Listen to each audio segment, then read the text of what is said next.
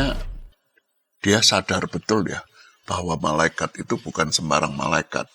Artinya ini betul-betul utusan ilahi buat dia. Yang saya suka membayangkannya itu dia keep semua di dalam hatinya. Artinya apa? Artinya dia tidak segera men-share bahkan ke keluarganya sendiri. Saya lebih suka pakai kata merasuki orang tadi, lalu bekerja di sana. Gimana kerjanya? Ini kok tiba-tiba Maria hamil. Banyak orang dengan segera bilang, ini nomor 1, nomor 2 ini, nomor 3 mulutnya muncul. Jangan aku. Iya. Ini sungguh-sungguh mempertimbangkannya dan mencoba untuk mengajak keluarganya untuk yuk melakukan pembiasaan ini supaya nanti pada saat melakukan tugas kita melakukannya dengan penuh sukacita. Iya.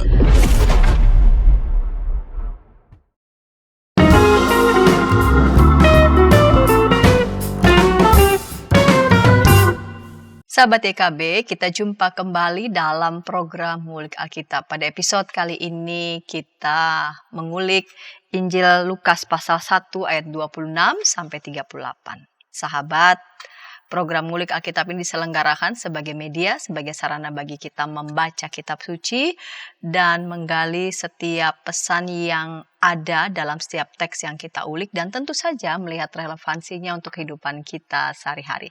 Saya sebagai pemandu percakapan, Pendeta Santiani Manurung. Sebagaimana yang sudah saya sebutkan di awal, episode kali ini kita akan mengulik Injil Lukas pasal 1 ayat 26 sampai 38 dan diberi judul Aku Ini Hamba Tuhan. Dan yang akan menolong kita untuk mengulik teks ini adalah sudah hadir di studio, saya sapa lebih dulu Pendeta Emeritus Samuel Santoso. Bapak Pendeta, salam jumpa kembali. Terima kasih. Salam jumpa kembali, saudara sekalian. Ya, Bapak Pendeta Emeritus Samuel Santoso akan menolong kita mengulik teks ini, Injil Lukas pasal 1 ayat 26 sampai 38 diberi judul Aku Ini Hamba Tuhan. Kita akan mulai dan akan dibuka dalam doa dipimpin oleh Bapak Pendeta. Mari silakan. Mari kita berdoa. Tuhan Allah Bapa kami yang sangat baik, ada banyak peristiwa iman yang tidak begitu saja bisa kami mengerti. Salah satu yang paling penting adalah ketika Engkau memutuskan menjadi manusia. Dan hari ini kami mau bersama-sama mengulik sebuah kisah Injil ketika Engkau memilih Maria untuk menjadi Bapa duniawi bagi anak-Mu Yesus Kristus. Tolonglah kami supaya hati pikiran kami dikuasai oleh Roh-Mu yang kudus, supaya kami mengerti pesan Tuhan bagi kami. Kiranya kuat kuasa Roh-Mu yang kudus juga yang menyiapkan hati dan pikiran kami, supaya menjadi wahana yang pantas dan baik bagi firman yang kudus itu ditaburkan. Bersabdalah pada kami, karena kami siap mendengarnya. Di dalam nama Kristus Yesus, Sang Firman yang sejati itu. Amin. Amin. Saya akan baca Lukas 1 ayat 26 sampai 38. Perikop ini diberi judul Pemberitahuan tentang kelahiran Yesus. Dalam bulan yang ke-6, malaikat Gabriel disuruh Allah pergi ke kota bernama Nazaret di Galilea kepada seorang perawan yang bertunangan dengan seorang bernama Yusuf dari keluarga Daud. Nama perawan itu Maria. Ketika datang kepada Maria, malaikat itu berkata, "Salam hai engkau yang dikaruniai, Tuhan menyertai engkau." Maria terkejut mendengar perkataan itu, lalu bertanya di dalam hatinya, apa maksud salam itu? Kata malaikat itu kepadanya, "Jangan takut, hai Maria, sebab engkau beroleh anugerah di hadapan Allah. Sesungguhnya engkau akan mengandung dan melahirkan seorang anak laki-laki, dan engkau harus menamai dia Yesus. Ia akan menjadi besar dan akan disebut Anak Allah yang Maha Tinggi. Tuhan Allah akan memberikan kepadanya tahta Daud, bapa leluhurnya, dan ia akan memerintah atas keturunan Yakub sampai selama-lamanya, dan kerajaannya tidak akan berkesudahan. Kata Maria kepada malaikat itu, "Bagaimana mungkin hal itu terjadi? Karena aku belum pernah berhubungan dengan laki-laki." Jawab malaikat itu kepadanya, "Roh Kudus akan turun atasmu, dan kuasa Allah yang Maha Tinggi akan menaungi engkau. Anak yang dilahirkan itu kudus dan akan disebut Anak Allah. Lihat, Elisabet sanakmu itu, ia pun sedang mengandung seorang anak laki-laki pada hari tuanya, dan inilah bulan yang ke-6 bagi dia yang disebut mandul itu. Sebab bagi Allah tidak ada yang mustahil." Kata Maria, "Aku ini hamba Tuhan, jadilah padaku menurut perkataanmu itu." Lalu malaikat itu meninggalkan dia. Baik, Bapak Pendeta, di segmen yang pertama ini saya mau mengawali dengan pertanyaan perikop tentang pemberitahuan mengenai ataupun tentang kelahiran Yesus ini ditulis secara khas di Injil Lukas. Dan tidak ditulis rasanya juga di kitab Injil yang lain. Dan rasanya Injil Lukas punya maksud mengapa sampai diberikan posisi narasi khusus tentang pemberitahuan tentang kelahiran Yesus ini. Ya, kita tidak tahu persis apakah Lukas pernah membaca cerita Matius atau enggak. Sebab kalau pernah membaca, tentu cerita kelahiran Yesus jadi imbangan gitu ya. Sebab cerita Matius itu cerita yang dari dunia yang maskulin sekali. Laki-laki yang dominan. Tetapi ini khas dari Injil Lukas. Bahwa Lukas memang memberi perhatian kepada kelompok perempuan yang di dalam struktur masyarakat Yahudi memang tidak mendapat perhatian yang sepatutnya ya. Jadi ya sampai sekarang kita juga tidak tahu Maria ini sukunya apa, tidak pernah diberitahukan. Dan memang dalam struktur silsilah juga kan perempuan tidak penting ya. Yang paling penting anak laki siapa saja. Nah, tapi Lukas memang khas mau mengatakan, lihatlah ada perempuan-perempuan yang hebat yang tidak kalah dengan lelaki-lelaki itu dalam soal menghayati iman, menghayati panggilan dari Tuhan. Dan lihatlah Tuhan tidak berlaku diskriminatif. Bahwa Yesus tidak hanya berbapak, tapi juga ada ibunya. Dan justru kisah ini yang kalau dibaca begitu, ini kan kisah yang kontroversial. Saya membayangkan pun pada zaman itu ketika Lukas mencatat tentang hal ini pasti tidak lepas dari isu yang sangat kontroversial. Bagaimana mungkin Allah itu lalu kemudian menjadi manusia, dan karena itu dia menjadi manusia melalui rahim seorang perempuan. Dan Pasam tadi sudah memberikan catatan ini menarik. Nggak tahu Injil Lukas sudah baca belum versinya Matius yang memang mulainya dengan menggambarkan secara detail ya garis keturunan lewat garis bapak, tapi justru ini memberikan narasi yang khusus pada peran seorang perempuan yang tidak diketahui dia dari keluarga siapa, keluarga mana. Namun yang menarik adalah bagaimana penulis Injil Lukas ini memberikan catatan tentang bahwa Maria itu bertunangan dengan seorang laki-laki yang bernama Yusuf. Berarti posisinya pada saat itu sudah bertunangan.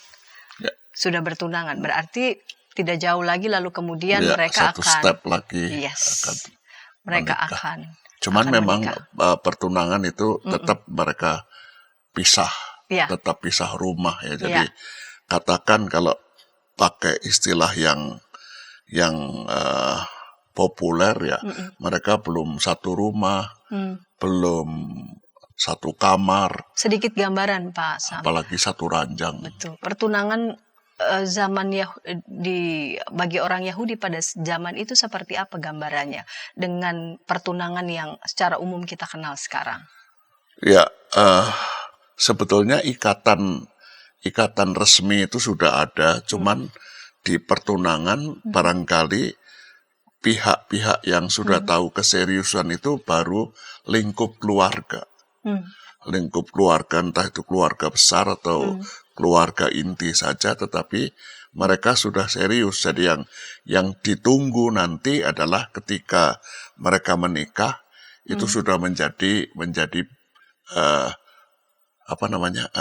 justifikasi di masyarakat bahwa orang ini sekarang sudah jadi suami dan istri. Jadi memang kalau sampai sekarang misalnya di beberapa gereja suku ya, saya tahu gereja Jawa misalnya GKJ itu, kalau orang pertunangan kan sampai ada semacam upacara yang diwartakan juga di jemaat. Jadi ini sudah serius.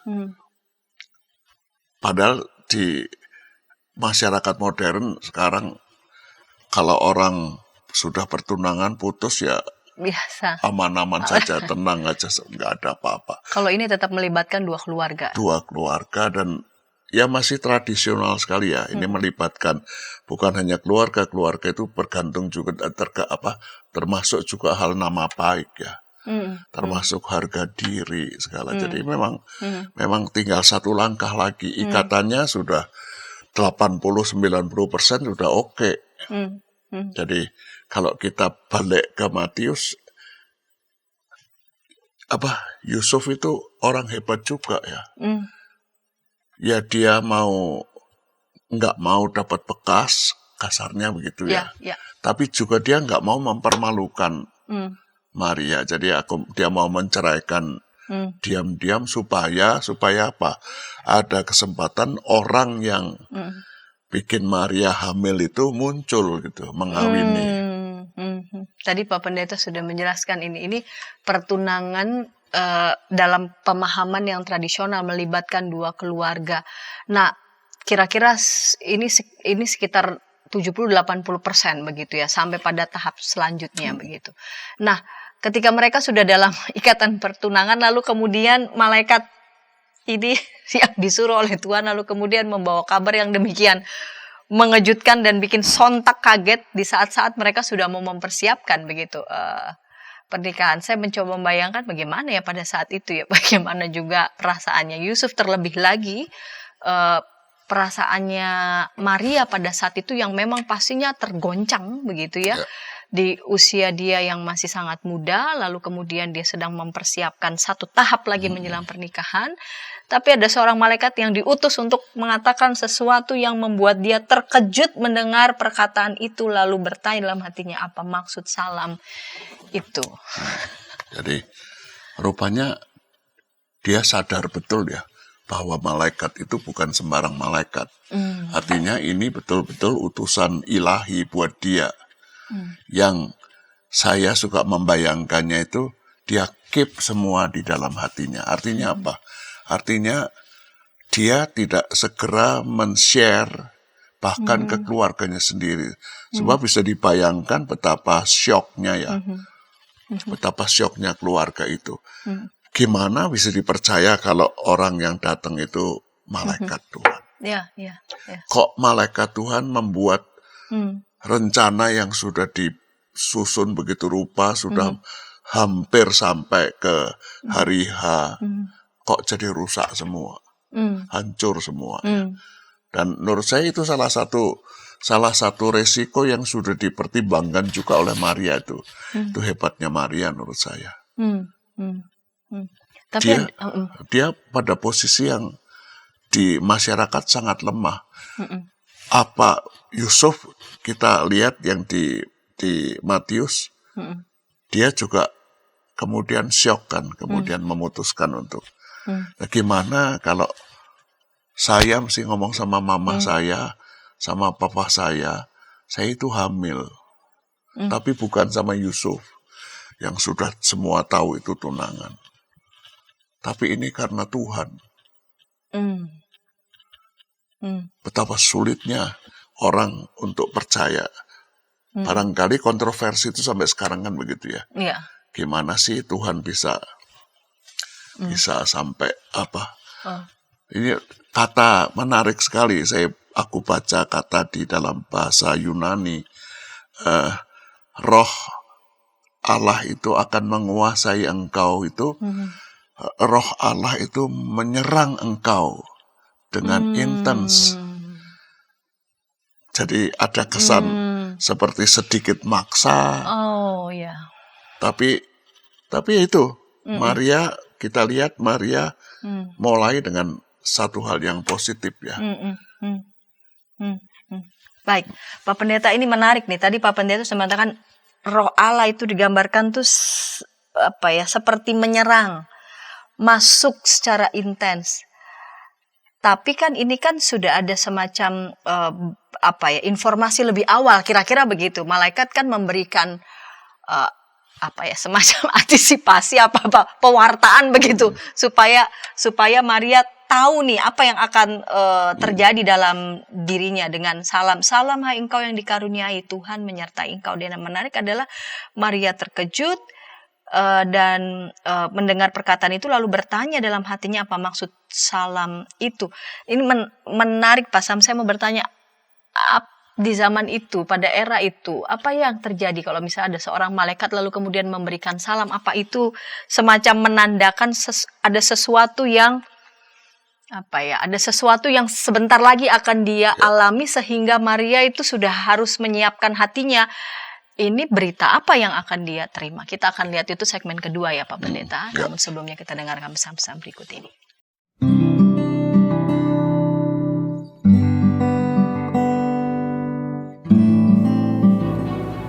Hi folks, this is Daily Spirit for Youth, a daily devotional that helps you grow closer to God and apply His Word to your life. Daily Spirit for Youth dapat Anda saksikan hari Senin sampai Sabtu, pukul 4.30 waktu Indonesia Barat, di channel YKB TV. Kita jumpa dalam acara Pembangunan Jemaat. Pembangunan Jemaat setiap Senin di minggu kedua dan keempat, pukul 20 waktu Indonesia Barat.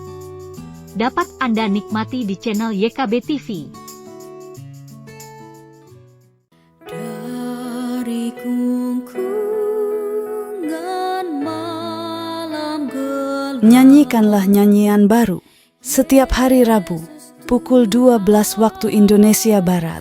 Dapat Anda nikmati di channel Lagu Rohani YKB TV.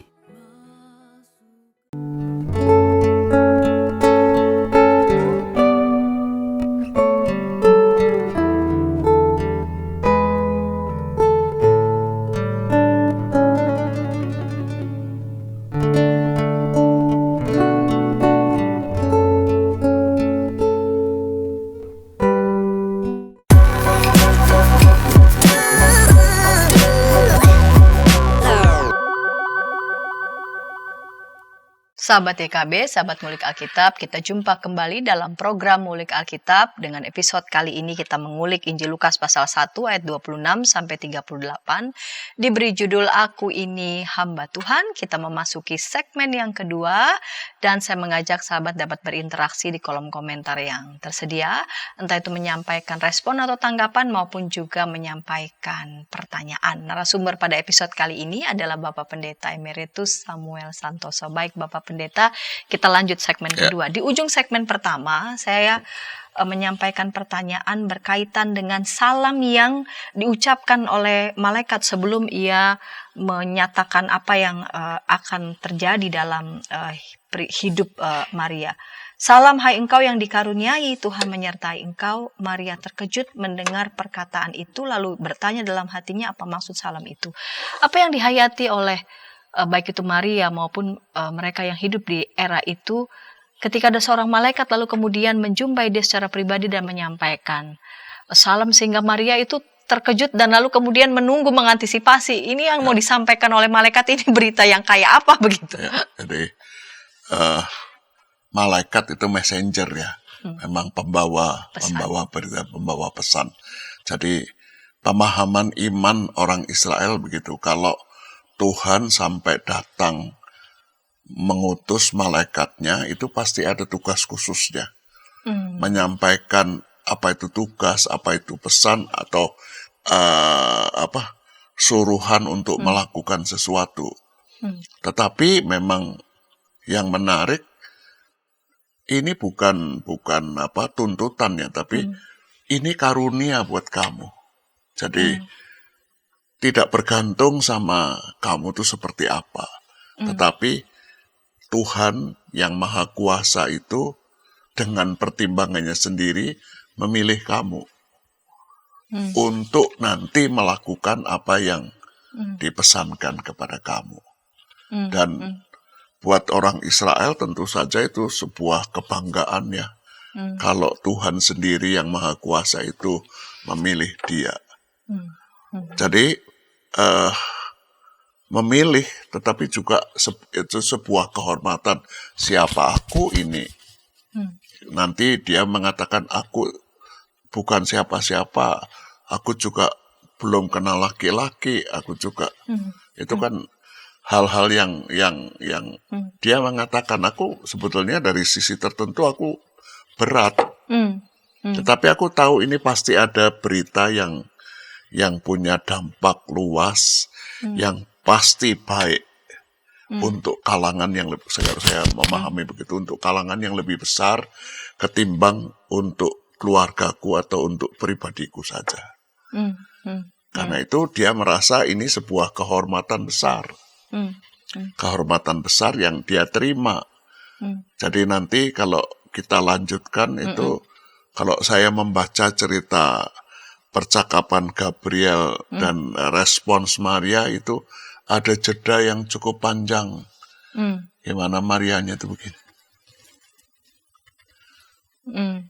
Mempertimbangkan, menginternalisasi, memasukkan ke dalam batin, tetapi juga menimbang konsekuensi-konsekuensi kalau saya menerima atau menolak. Pesan Tuhan untuk saya melakukannya ini.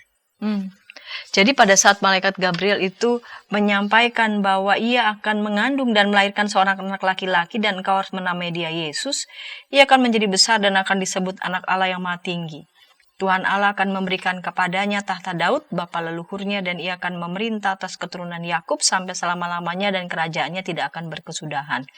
Kata Maria kepada malaikat itu, bagaimana mungkin hal itu terjadi karena aku belum pernah berhubungan dengan laki-laki. Ini respon Maria yang mau menyampaikan ini bagaimana mau terjadi itu semua.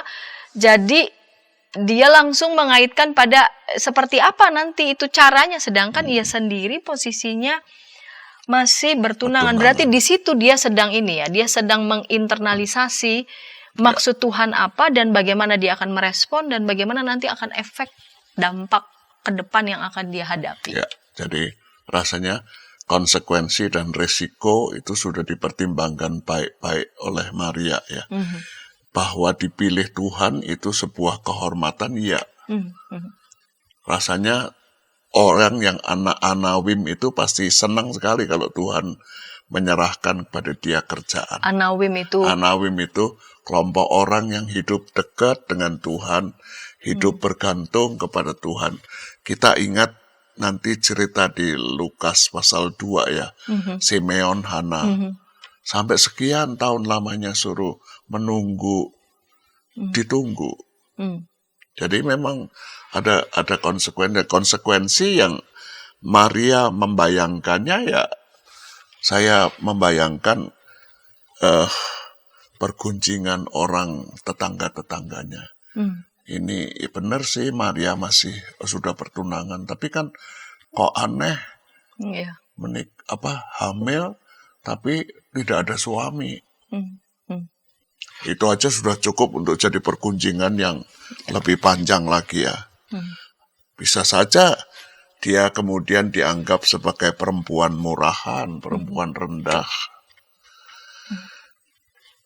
Bisa saja kalau orang itu orang saleh, ini orang yang tidak pantas menghadap Tuhan. Nista, aib. Dia bisa membayangkan kalau aku mesti ngomong sama papa mamaku, itu papa mamaku bisa shock. Nggak tahu. Ini apa muka mau ditaruh di mana? Gimana caranya aku ngomong sama tunanganku? Meyakinkan dia ini bahwa aku tuh setia, aku nggak nyeleweng. Tapi ini betul-betul intervensi Tuhan untuk aku. Itu sudah jadi masalah-masalah yang besar sekali. Dia tidak mau mempermalukan juga keluarga tunangannya. Jadi rasanya, saudara, kalau saya membayangkan, kalau Yusuf itu datang dan mengatakan, oke, kita pisahan ya, Maria tidak akan marah-marah. Dia cuma bisa mengatakan, aku bisa mengerti kok, kalau kamu menceraikan aku. Aku bisa mengerti dan aku tidak menuntut apa-apa. Dan ada kemungkinan yang menurut saya sering disebut orang itu hukuman rajam itu ya. Tapi sesudah saya periksa rupanya kalau perempuan sama laki-laki itu sudah punya ikatan, tidak dihukum rajam tapi harus menikah. Yang hukum rajam itu kalau sama suami atau istrinya orang lain. Itu Jika baru dianggap perzinahan ya. Perzinahan. Tapi memang betul Bu Santi. Bayangkan perempuan muda menanggung beban Semesta. Iya, betul. Itu beban semesta ya. Jadi kalau dia tidak membayangkan bahwa apa yang akan terjadi itu dampaknya bukan hanya untuk dia tetapi untuk kalangan yang lebih luas. Nah, kalangan yang lebih luas bisa kita isi itu ya. Umat Allah, bahkan untuk dunia ini. Dia pasti akan mengatakan enggak lah. Seperti kebanyakan kita kalau dikasih tugas di gereja kan nomor satu yang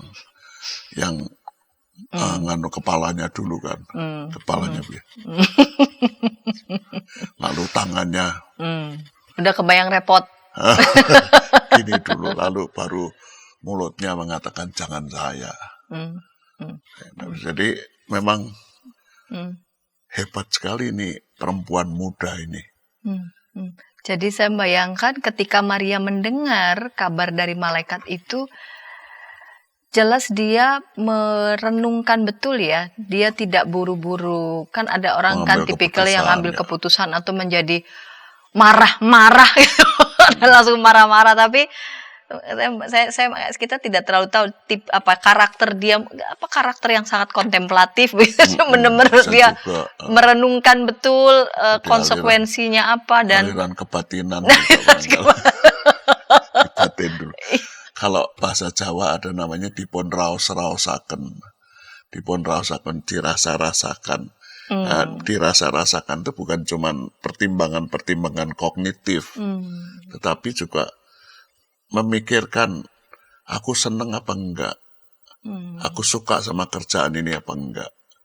Jadi dia betul-betul menginternalisasi secara luas itu sebelum akhirnya mengatakan kalimat pamungkasnya, tema kita itu. Jadi meresponnya tidak dalam kondisi merasa ditekan, tertekan atau sungkan atau nggak enak. Memang sadar. Nah, Pak Pendeta sudah menyampaikan sedikit, tapi saya minta Pak Pendeta dapat memberikan gambaran melihat merujuk dari teks Yunaninya, Roh Kudus akan turun atasmu dan kuasa Allah yang Maha Tinggi akan menaungi engkau. Anak akan dilahirkan itu kudus dan akan disebut anak Allah. Itu bagaimana ya maksudnya? Karena memang kan adanya Yesus dalam janin Maria kan tidak terjadi dalam hubungan koitus ya. Tapi memang sungguh-sungguh ini pekerjaan Allah sendiri di dalam roh. Jadi Roh Kudus akan turun menaungimu, itu berarti mau bicara soal yang dari atas itu menaungi. Jadi Maria. memang tidak ada penjelasan yang physically Ya. apa yang dilakukan oleh roh itu lalu bisa dideteksi juga secara. Tapi kata yang dipakai itu eperhomai. Itu masuk saya lebih suka pakai kata merasuki orang tadi lalu bekerja di sana. Gimana kerjanya? Ini kok tiba-tiba Maria hamil. Kalau wajar saja itu kan peristiwa pembuahan apa namanya itu kalau Sperma dengan ovum sama ovum. sperma ketemu itu ovulasi Iya. terjadi. Apa seperti itu atau enggak kita enggak tahu. Jadi itu bukan hal yang prinsip atau penting sekali buat penginjil. Yang paling penting adalah sumber. Sumber itu adalah Allah yang maha kuasa itu bekerja masuk dalam dengan caranya sendiri. Tadi Pak Pendeta mengatakan merasuk dalam. Cuman mau mengatakan begitu intensnya. Dia kepingin sekali. Kalau ditanya kenapa intens sekali, rasanya kalau selama ini saya bergumulnya gini, gimana caranya saya bisa komunikatif dengan manusia? Tuhan jauh, biasanya kita nggak nyampe ke sana. Tapi kalau saya mau berkomunikasi dengan manusia, saya kepingin manusia mengerti niat saya. Saya kepingin manusia merasakan dampak positif dari niat saya itu. Nah, rasanya sudah cari cara macam-macam. Caranya ya yang paling tepat ya jadi manusia. Nah, rasanya itu bagus ya. Jadi manusia. Meskipun meninggalkan kontroversi kan ya. Gimana sih Allah yang maha kuasa kok jadi manusia yang tidak berkuasa? Kalau Natal kan begitu ya. Coba bayangkan, pernah nggak membayangkan seorang gembala yang datang malam-malam itu, lalu ada seorang gembalanya yang satu yang nakal, sebut saja namanya Samuel, ya. Lalu dia deketi si teman-temannya lagi asik ngobrol sama Yusuf dan Maria. Samuel deketi si bayi tadi, oh cakep sekali begini-begini, lalu dia usil. Ini hidungnya diginiin, dipencet. Kira-kira apa yang terjadi? Susah nafas. Susah napas dan terusnya Mati. Vulnerable sekali ya. Iya, jadi Tuhan Allah yang maha kuasa tiba-tiba menjadi ringkih, orang yang sangat bergantung sama orang lain. Gimana itu bisa terjadi? Ya, saya suka menjawabnya, dia kan maha kuasa ya. Dia mau bikin apapun bisa. Susah dibayangkannya. Apa itu irasional? Kalau aku nggak mengatakan tidak masuk akal, tapi transrasional. Mengatasi akal kita. Nggak nyanda, nggak cukup. Kita tuh mampu. Karena itu biarkanlah, saudara, biarkanlah misteri itu tetap tinggal misteri. Nanti kalau kita ketemu Tuhan Yesus di sono, kita nanya. Pasti ada penjelasannya. Dan itu terjadi karena juga Maria sendiri memilih untuk terbuka. Dan membiarkan Allah sendiri yang memang bekerja dan masuk dalam dirinya dan berkarya. Jadi ada keikhlasan, ada ketulusan, sedia. Ini yang penting, bahwa dia sedia berkorban. Sebab malaikatnya datang tidak mengatakan kalau nanti kamu menikah dengan Yusuf, hidupmu akan bahagia, kamu akan menjadi bangsawan. Enggak ada sama sekali. Yang diberikan malah pergumulan-pergumulan berat semua itu. Dan Maria mengatakan, ya. Nah, baik, kita akan melihat itu di segmen yang ketiga. Apa sih sesungguhnya makna dari pernyataan Maria sendiri yang menyampaikannya ini secara sadar, aku ini hamba Tuhan, dengan menginternalisasi semua apa yang disampaikan oleh malaikat Allah sampai dia mengatakan aku ini hamba Tuhan, jadilah padaku menurut perkataanmu itu.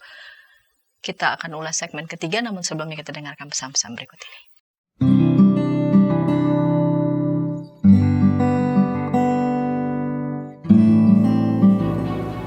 Hi folks, this is Daily Spirit for Youth, a daily devotional that helps you grow closer to God and apply His Word to your life. Daily Spirit for Youth dapat Anda saksikan hari Senin sampai Sabtu pukul 4.30 waktu Indonesia Barat di channel YKB TV. Kita jumpa dalam acara Pembangunan Jemaat. Pembangunan Jemaat setiap Senin di minggu kedua dan keempat pukul 20 waktu Indonesia Barat. Dapat Anda nikmati di channel YKB TV. Dari gungkungan malam gelap, Nyanyikanlah nyanyian baru setiap hari Rabu pukul 12 waktu Indonesia Barat. Dapat Anda nikmati di channel Lagu Rohani YKB TV.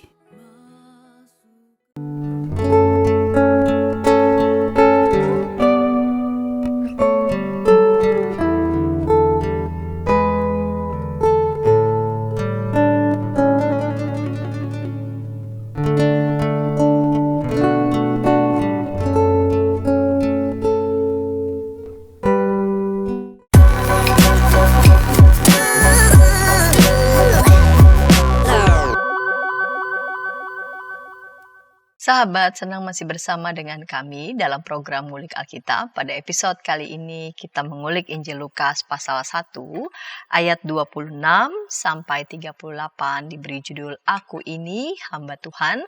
Saya sebagai pemandu percakapan mengajak sahabat dapat berinteraksi di kolom komentar yang sudah tersedia. Dan saat ini kita memasuki segmen ketiga. Baik Bapak Pendeta, kita lanjut di segmen ketiga, nih segmen penutup. Kata Maria, aku ini hamba Tuhan. Apa sih maknanya ketika Maria mengatakan aku ini hamba Tuhan? Kalau secara umum orang melihat aku ini hamba, membiarkan diri dibelenggu, membiarkan diri terbelenggu, seolah-olah tidak punya daya, seolah-olah tidak punya independensi, kemerdekaan atas apa yang menjadi sikapnya, Pak Pendeta. Apalagi di era sekarang.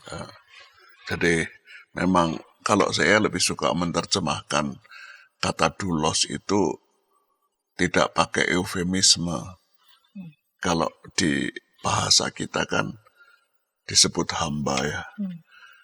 Seorang penatua di doa konsistori saya minta supaya nanti doa penutupnya singkat saja. Tuhan, terima kasih karena Engkau sudah mengirim budakmu Samuel Santoso datang melayani kami pagi ini. Singkat aja, nggak usah Bapak Pendeta Samuel Santoso hambamu yang bekerja lebih heran dan macam-macam. Saking herannya jadi nggak tahu apa yang diomongkan, nggak ngerti lagi. Jangan, aku bilang anu aja. Terima kasih karena Engkau sudah mengirim Samuel Santoso budakmu. Ternyata susah sekali. Ada yang berhenti, Lama. tapi kemudian hambamu Bapak Pendeta lagi gitu. Ada yang seorang ibu malah pernah marah-marah. Jangan Pak, nggak boleh begitu itu. Loh, tapi esensi seorang Buddha itu ya Buddha. Dan Buddha itu punya smart answer, smart sentence. Smart sentence-nya itu apa? Siap, kerjakan. Rasanya bapak-bapak yang bekerja, bapak ibu yang bekerja di dunia militer mengenal kata itu ya. Seorang bawahan tidak pernah boleh berdiskusi dengan atasannya. Apapun yang diperintahkan, jawabnya siap, kerjakan. Bahwa nanti ternyata salah, yang ditangkap bawahannya juga kan. Masuk ke pengadilan juga. Jadi siap kerjakan, tapi siap kerjakannya si Maria ini sesudah mengalami internalisasi, sesudah mengalami pergumulan sehingga siap kerjakannya itu tidak pakai bahasa tubuh di belakangnya itu apa boleh buat. Kadang-kadang begitu ya. Jadilah Tuhan kehendakmu baik sekali. Jangan buru-buru percaya kalau ada orang ngomong begitu. Perhatikan bahasa tubuhnya. Kehendak Tuhan pasti baik, tapi kemudian itu pasti terpaksa. Tapi saya membayangkan Maria tidak begitu. Masih muda, tapi dia tegar sekali. Dia sudah memperhitungkan apa-apa yang mesti dia korbankan. Dia korbankan ya, bukan apa yang dia akan terima penghargaan dan macam-macam, enggak. Tetapi apa yang dia korbankan. Kalau dia merasa aku ini budak Tuhan. Artinya apapun yang Tuhan mau aku melakukannya, aku melakukannya sepenuh hati. Bahwa ada orang menghargai, bahwa ada orang bisa mengerti, itu bukan tujuan utama. Tetapi mengatakan saya berikan seluruh hidup saya. Jadi rasanya dengan begitu dia bisa menjalani panggilannya sebagai ibu dari bayi Yesus itu dengan apa? Dengan lega begitu ya. Dengan sungguh-sungguh, dengan serius. Dan dia sudah tahu apa dia senang apa enggak, apa dia susah apa enggak, apa dia marah-marah atau enggak pada waktu malam itu masih tidur, lalu malaikatnya datang dalam mimpi kepada Yusuf dan mengatakan, jalanlah malam ini juga. Lalu, gimana sih kamu tahu kan aku masih hamil? Masa suruh? Tidak ada itu. Ekstrim sekali ya. Kamu pergi, aku ikut pergi. Karena apa? Bukan karena kamu suamiku, tapi karena Tuhan. Sesudah sampai di Mesir, hidupnya mulai tertata lagi, binen. Tuhan cari gara-gara lagi. Pulang. Dan maka bayangkan taat sama suami begitu, apa bisa. Tapi itu konsekuensi yang sudah diperhitungkan oleh Maria. Jadi yang paling penting malah menurut saya pesannya, coba bayangkan kalau Gabriel itu datangnya kepada Bapak, Ibu, Saudara-saudari, atau kepada saya, atau kepada Bu Santi. Lalu kasih perintah yang membutuhkan dari kita pengorbanan besar sekali. Bukan berkat yang melimpah ruah, enggak, tapi pengorbanan yang besar sekali. Kita berani enggak jawab, aku ini budakmu Tuhan. Terjadilah seperti yang engkau inginkan. Saya bayangkan Maria dalam segala kemudaannya, pun dia orang sederhana, tapi menurut saya dia orang yang, tadi Pak Sam sudah menyebut dia orang yang saleh, tapi juga orang yang, menurut saya orang yang cerdas juga. Dia tahu persis, dia pernah membaca apa yang disampaikan oleh para nabi, dan itu dicatat dalam kitab suci bahwa Mesias itu akan hadir, akan sungguh-sungguh. Dan dia melihat bahwa dirinya justru menjadi perantara. Dan karena itu yang muncul adalah luapan sukacita. Apa begitu, Pak Sam? Bisa jadi ya. Jadi ada rasa kaget juga. Mungkin dia bilang, kok aku yang kamu pilih Tuhan? Tapi tidak dalam rangka menolak. Tidak. Aku terkejut. Sebab kalau aku pakai pertimbanganku, rasanya enggak. Tetapi kok ya kamu mau pilih aku? Itu kekaguman yang luar biasa hebat ya. Jadi saudara, kalau saudara dipilih oleh gereja Tuhan untuk satu pekerjaan tertentu, cobalah pertimbangkan bahwa yang datang itu Gabriel, malaikat Tuhan. Minta. Sehingga pertimbangan kita bukan pertimbangan siapa yang datang, Masa aku orang penting begini yang datang kok cuman enggak. Tetapi siapapun utusan Tuhan itu, kita mengatakan siap. Kerjakan, nggak usah langsung dijawab kok. Coba diinternalisasi. Coba diinternalisasi. Nah, relevansinya buat kehidupan kita ini yang susah punya waktu untuk menginternalisasi. Karena semua serba cepat. Susah punya ruang untuk menginternalisasi, untuk melakukan perenungan, discernment, begitu Pak Pendeta. Ya enggak bisa enggak. Kita mesti ambil waktu itu ya. Jadi di jemaat kalau saya punya tugas untuk menghubungi calon penatua, dulu saya masih dikasih tugas begitu. Saya selalu mengatakan dalam percakapan itu, jangan kamu jawab ya atau tidak sekarang.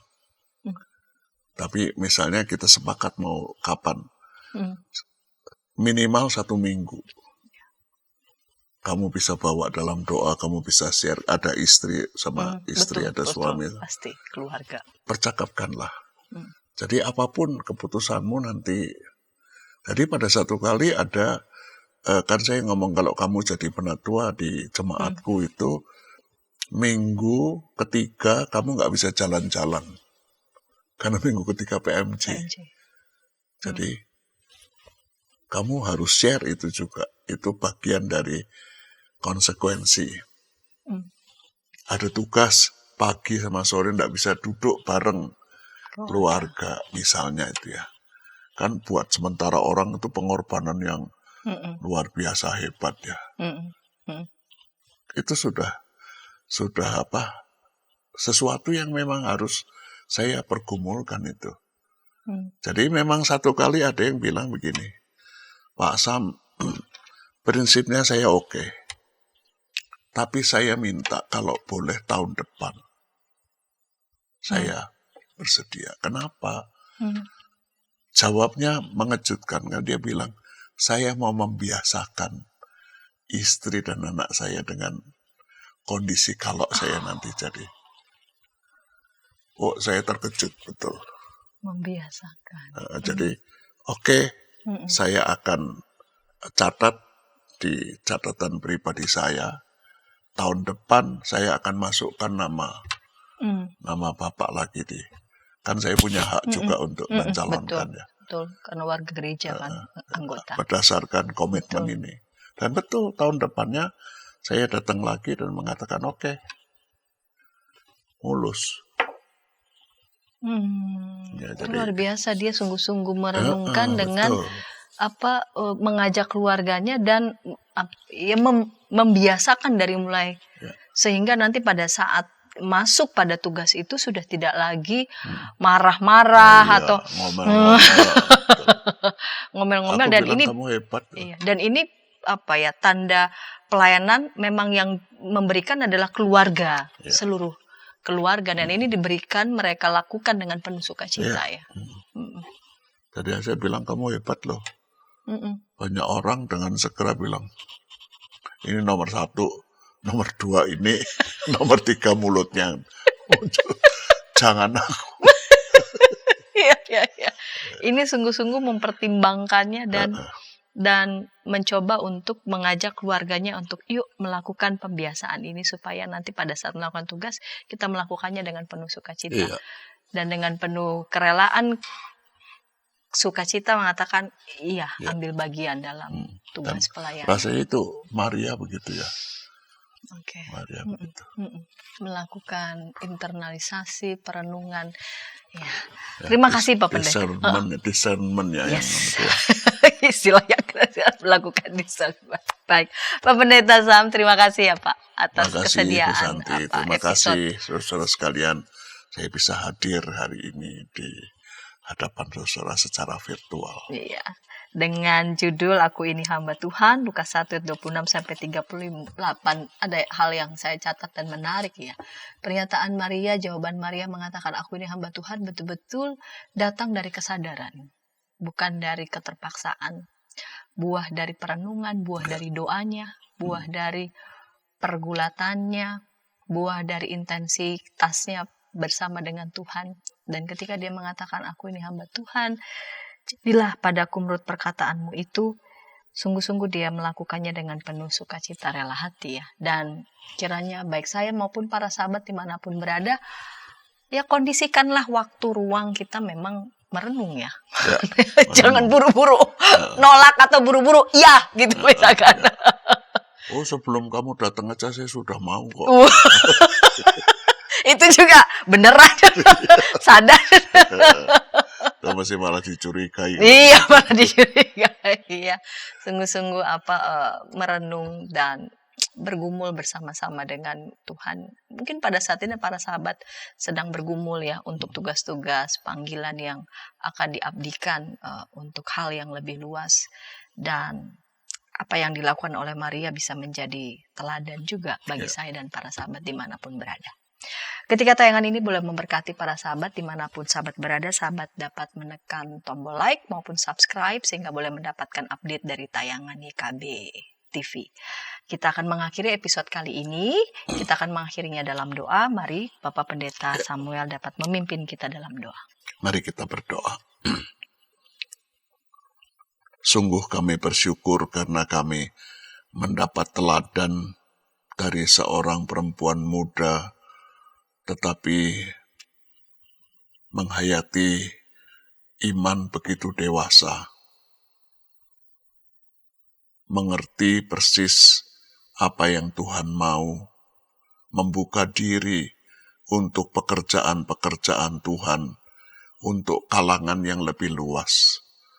Terima kasih untuk seorang Maria yang tidak berlaku egois dalam hidup berimannya. Bukan hanya memikirkan kepentingan, kebutuhan, keperluan, keinginan pribadi supaya menjadi keinginan Tuhan. Tetapi lebih dari itu, membuat kemauan, keinginan, kehendak, rencana Tuhan menjadi bagian dari rencana pribadinya.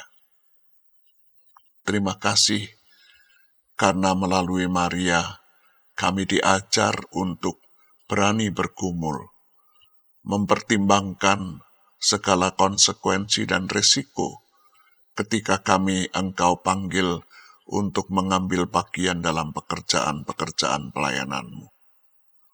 Terima kasih untuk inspirasi yang begitu hidup melalui diri Maria, menghayati istilah yang kami sering menggunakannya untuk diri kami sendiri, hamba Tuhan,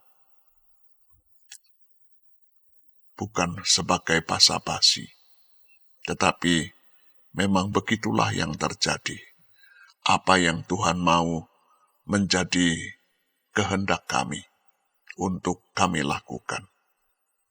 Ya Allah Roh Kudus, Engkau sudah bekerja dalam diri Maria. Sekarang bekerjalah dengan leluasa dalam diri kami, dalam diri hamba-hamba-Mu masa kini, supaya pekerjaan Maria berlanjut melalui pelayanan masa kini kami. Terima kasih Tuhan Yesus, hanya di dalam nama-Mu kami sudah berdoa. Amin. Amin.